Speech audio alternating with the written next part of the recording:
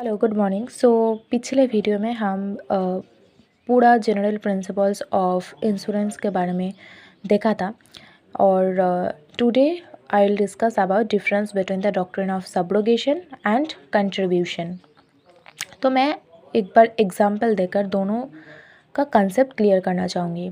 तो हुआ क्या है, मैं अपने कार के लिए ABC कंपनी से इंश्योरेंस कराया था।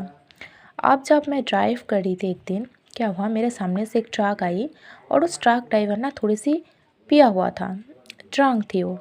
तो आकर मुझे इलीगल तरीके से ठोक दिया और मेरे कार को कुछ 5 लाख के डैमेज हो गया।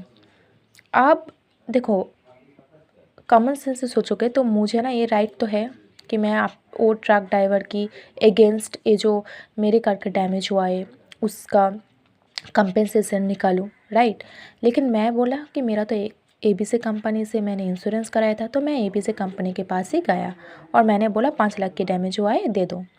अब ABC कंपनी क्या कर सकती है, ABC कंपनी ये जो मेरा राइट थी to claim compensation against that third party और against that truck driver, ABC company मेरे पोजीशन में खड़े होकर ये राइट एक्सरसाइज कर सकती है ट्रक ड्राइवर के अगेंस्ट। ये है subrogation.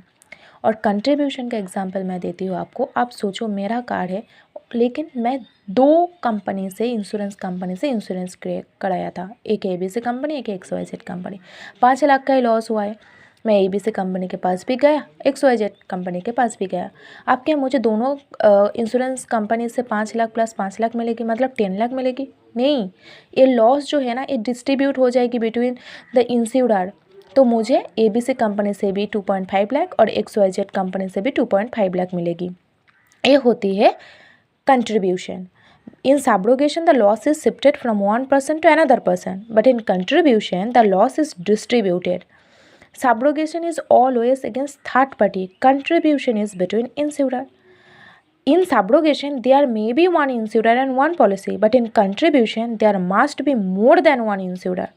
In subrogation, the right of the insured is claimed.